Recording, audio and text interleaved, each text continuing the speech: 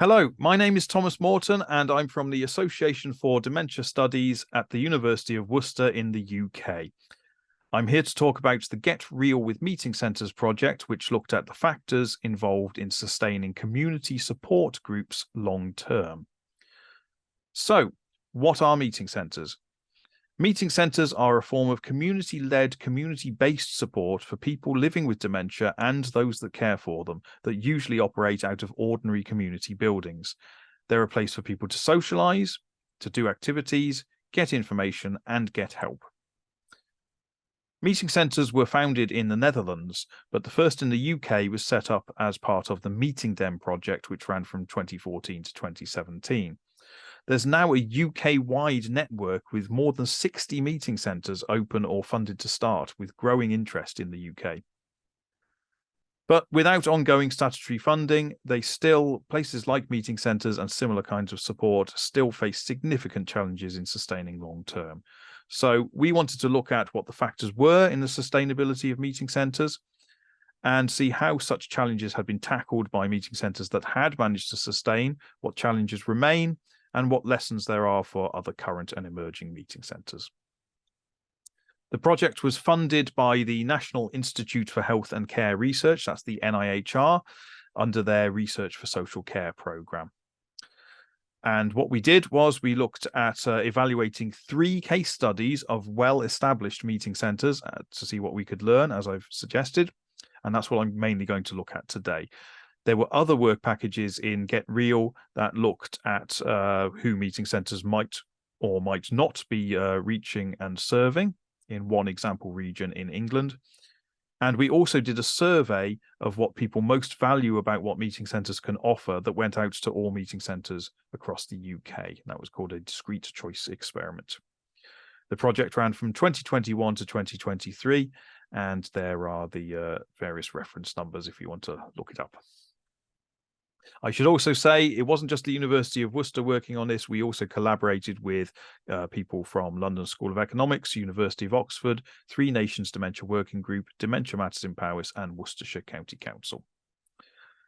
This was a realist evaluation, which is a kind of study that aims to theorise what kind of cause and effect is at play in running a program of activity like a meeting centre. So we were looking at how different contexts, that's background circumstances, might trigger different things, mechanisms, responses and processes in people and organisations, and how that then might lead to producing wanted or unwanted outcomes for sustainability. And I should also mention that this was based on a previous piece of research called the SkyDem Realist Review, which was a literature review, essentially looking at what information was already out there on community-based groups and activities regarding sustainability.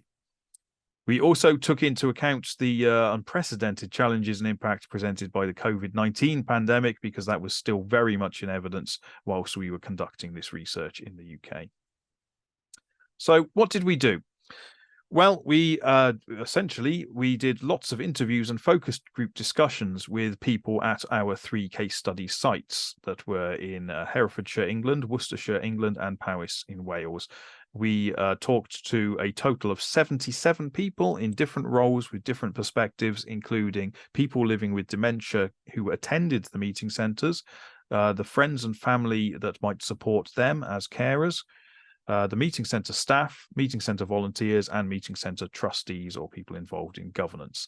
And we also spoke to other people who were from the outside who might be involved with those meeting centres, such as healthcare professionals, local authority and third sector partners, and independent practitioners going into meeting centres to deliver things such as activities, for example.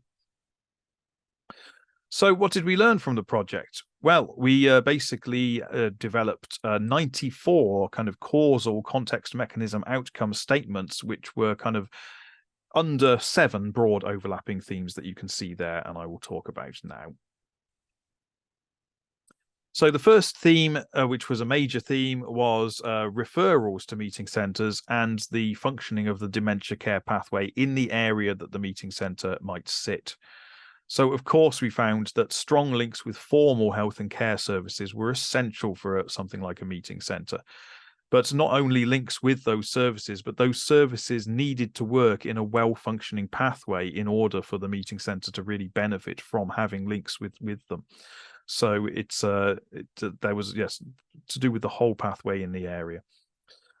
Of course, diagnosis was an issue in that if the rates were low, or if people were being diagnosed at a late stage, then obviously that could affect how a meeting centre could reach people. Referrals into meeting centres were an issue, but also meeting centres having other services to refer to and knowing about those services was an issue to stop any kind of like bottlenecks in the whole system. Reaching people and meeting centre membership was also a major factor, and that was also linked to the benefit and engagement of family carers. So clarity of what was on offer at a meeting centre was not always clear, but was vital to getting people into a meeting centre, and also the benefit to carers needed to be made clear to engage the family members as well.